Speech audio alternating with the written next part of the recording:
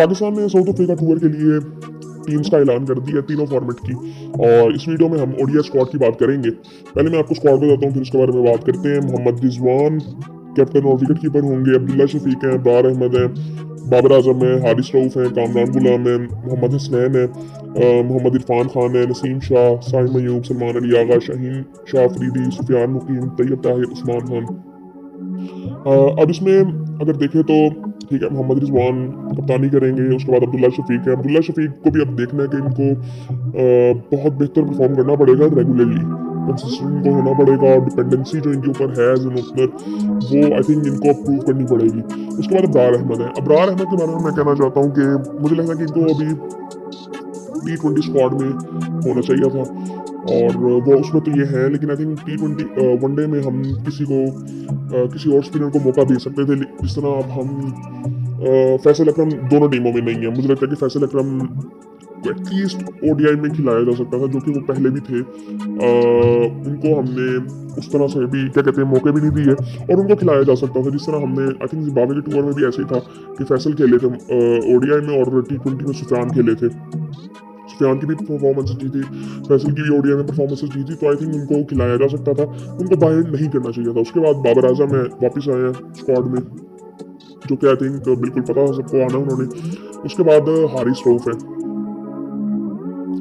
Haris Rauf I think इनके बारे में काफ़ी लोग बात कर रहे थे कि इनको ना टेस्ट स्क्वाड में भी हो सकते थे, क्योंकि मुझे नहीं पता, इन्होंने क्लियरली बिल्कुल बता दिया कि मैंने टेस्ट क्रिकेट नहीं खेलनी। इन्होंने उस वक्त कहा था कि मेरी बॉडी इजाज़त नहीं देती, मैं नहीं खेलना चाहता। पता नहीं अब इन्होंने उस कॉन्टेक्स्ट में कहा था कि मैं रिटायरमेंट ले रहा हूँ टेस्ट से, पता नहीं अब ये कैसे। अगर ये खेलना चाहते थे तो आई थिंक इनको खिलाया जा सकता था साउथ अफ्रीका में। वो इसलिए मुझे लगता है कि साउथ अफ्रीका में ना कंडीशंस होती हैं ऐसी कि जो कि इनको सपोर्ट करेंगी, और स्पेशली इनकी पेस की वजह से, क्योंकि अगर हम टेस्ट की बात करें तो हमारे पास कोई 145-50 वाला बॉलर नहीं है साउथ अफ्रीका टूर के लिए। सो आई थिंक वहाँ पे ये काम कर सकते थे। नसीम शाह हालांकि हैं उसमें, लेकिन वो भी आई थिंक 140-142 तक ही रहते हैं, अगर वो बहुत ही अच्छी बॉलिंग कर रहे हो, अपने पूरे रिदम में हो तो। और खैर उसके बाद अगर बात करें तो कामरान गुलाम है। ठीक है, अब मुझे कॉम्बिनेशन असल में देखना है। मुझे जो सबसे अलार्मिंग नहीं मैं कहूँगा, लेकिन आई थिंक मुझे कॉम्बिनेशन देखना कि कॉम्बिनेशन वाइट बॉल का हमारा क्या बनेगा चैंपियंस ट्रॉफी तक, क्योंकि अभी कोई कॉम्बिनेशन बनता हुआ नजर आ नहीं रहा T20 में भी। क्योंकि मैं समझता हूँ कि कुछ प्लेयर्स ऐसे हैं कि जिनको ना T20 स्क्वाड में तो बिल्कुल होना चाहिए, जिस तरह मोहम्मद हारिस है, फखर जमान है, और एक दो बैट्समैन ऐसे और हो सकते हैं जो कि प्रॉपर हिटिंग कंसिस्टेंटली करे। लेकिन वो अभी T20 की टीम हमारी उस तरह की नहीं बनी। वनडे में भी आई थिंक मैं समझता हूँ कि एक दो बैट्समैन ऐसे होने चाहिए। हारिस की उस तरह से परफॉर्मेंस नहीं है, लेकिन उसने कप्तानी पिछले कुछ टाइम में की थी, लेकिन उस तरह से परफॉर्मेंस उसकी नहीं है जो कि आई थिंक वो डिजर्व करे ताकि खेलने के लिए। लेकिन अभी आई थिंक वो परफॉर्म ही नहीं कर रहा, तो आई थिंक वो किसी भी तरह से टीम में नहीं हो सकता था, उसको परफॉर्म करना पड़ेगा। लेकिन आई थिंक उसको किया जा सकता था सिलेक्ट, लेकिन वो नहीं है। उसके बाद मोहम्मद इरफान खान है, मोहम्मद हसनैन है। इरफान खान का भी रोल अभी मुझे कुछ ऐसा कुछ अभी डिफाइन हुआ नहीं है। मुझे लगता है कि वो किस कॉम्बिनेशन के हिसाब से खेल रहे हैं, कि अब फॉर एग्जांपल T20 में वो 6-7वें नंबर पे आते रहे हैं, तो उस वक्त हमें ना प्रॉपर ऐसे बैट्समैन की जरूरत है जो छक्के मारे, चौके नहीं छक्के मारे। वो कहते हैं ना, पंजाबी में कहा जाता है बन बन के छक्के मारे। सो वो अभी वैसा भी बैट्समैन हमारे पास है ही नहीं। सो आई थिंक वो जिस नंबर पे खेल रहे होते हैं, अब मुझे उनकी कोई इनिंग मुझे देखनी है तो मुझे ना उनकी पहले तो फील्डिंग मेरे सामने आती है कि फील्डर वो बहुत अच्छे हैं। अब ठीक है, सिर्फ एज अ फील्डर आप पता नहीं टीम में खेल सकते हैं कि नहीं, लेकिन हमारा कॉम्बिनेशन फिर उस तरह से बनता नहीं है। लेकिन फिर अगर एज अ बैट्समैन आप देखो तो मुझे उनकी एक इनिंग नजर आती है जो कि चैंपियंस वनडे कप में थी। अब उसमें भी वो उनकी इनिंग वो उन्होंने बिल्ड की थी, वनडे था वो।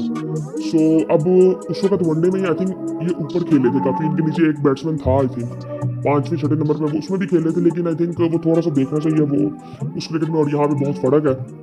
सो मुझे इनका रोल आई थिंक एटलीस्ट मुझे जानना है कि इनका रोल क्या है टीम में, जो कि मुझे अभी तक बिल्कुल नहीं पता।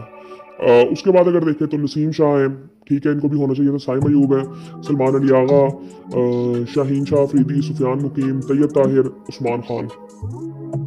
अब यहाँ पे अगर देखें तो सलमान तीनों टीमों में है। उसके अलावा अगर देखें तो रिजवान भी तीनों टीमों में है, साइम भी तीनों टीमों में है, और बाबर भी तीनों टीमों में है, जो कि आई थिंक सबको पता था। लेकिन आई थिंक वही बात है, कॉम्बिनेशन क्या बनता है T20 में और ओडीआई में। तैयब ताहिर इसमें भी है। तैयब ताहिर से मैं चाहता हूँ कि कोई बड़ी इनिंग आए, एटलीस्ट 2 मैचेस में इनकी बड़ी इनिंग आनी चाहिए। मैं इनकी इनिंग देखना चाहता हूँ बेसिकली, कि इनका पोटेंशियल, मैं कहना चाहता हूँ कि दुनिया ज़रा देख ले इनको कि इनका पोटेंशियल है क्या।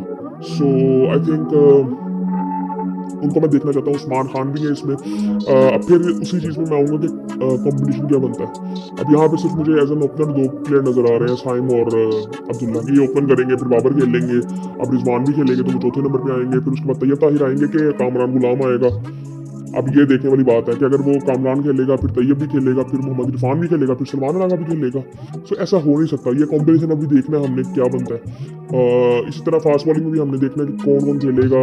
अब इसमें शाहीन है, शाहीन T20 स्क्वाड्स में है, और टी ट्वेंटी और ओडीआई स्क्वाड्स दोनों में है। लेकिन वो टेस्ट में नहीं है। अच्छी बात है, मुझे लगता है कि उसको इतना प्रेशर भी डालना नहीं चाहिए। उसको रेस्ट की बहुत ज़रूरत है अभी, मुझे लगता है कि रेस्ट की ज़रूरत है। उसकी पेस बहुत लो हो चुकी हुई है कि वो उसका जो इम्पैक्ट नज़र आता था वो अब नहीं है उस तरह से। और ये चीज़ वो एक्सेप्ट भी नहीं अभी कर रहा, लेकिन उसको एक्सेप्ट भी करनी पड़ेगी और उस पर काम भी करना पड़ेगा। फ़खर का भी सेम मैं ये समझता हूँ कि अगर वो पूरी तरह से फिट नहीं है फिर तो ठीक है, उसको रेस्ट की ज़रूरत है। और उस तरह से मैं समझता था कि शायद उसकी ज़रूरत इस टूर पे है भी नहीं, क्योंकि अगर आप देखें तो फ़खर मोस्टली जहाँ पे बॉल बाउंस करता है वहाँ पे उसकी थोड़ी स्ट्रगल होती है। सो वो नीचे बॉल रहता है, ठीक है, वहाँ पे एशियन कंडीशंस में दुबई में हमने उसको देखा कि वो बेहतर खेलता है। लेकिन आई थिंक हम जिस क्या कहते हैं, हमने अब्दुल्ला को खिलाया। अब यहाँ पे तीसरा ओपनर अभी कोई नजर आ नहीं रहा कि तीसरा ओपनर कौन हो सकता है। एक ओपनर आई थिंक होना चाहिए था वैसे, और इमाम आई थिंक चॉइस हो सकती थी एक, लेकिन आई थिंक ऐसा नहीं है। रुहेल नज़ीर हो सकता था। उसको भी आई थिंक हमने उसके साथ भी ज्यादती बड़ी की है। उसकी भी परफॉर्मेंसेज थी। एक दो और भी प्लेयर्स थे जो कि हो सकते थे। आई थिंक आकिफ नहीं नजर आ रहा। आकिफ आई थिंक उसके बारे में बात की जा रही थी कि शायद वो भी हो सकता था, वो भी नहीं है। सो बाकी आई थिंक देखते हैं कि पहले पाकिस्तान की T20 है, फिर उसके बाद ओडीआई मैचेस है, फिर टेस्ट मैचेस है। सो आई थिंक देखते हैं कि पाकिस्तान का टूर कैसा रहता है। बाकी आई थिंक डिसेंट स्क्वाड्स हैं। आई थिंक कोई इतना ऐसा नहीं है कि यार बिल्कुल भी कुछ नहीं है, लेकिन आई थिंक हम यहाँ पे जीत सकते हैं और हमें अच्छी क्रिकेट खेलनी पड़ेगी यहाँ पे।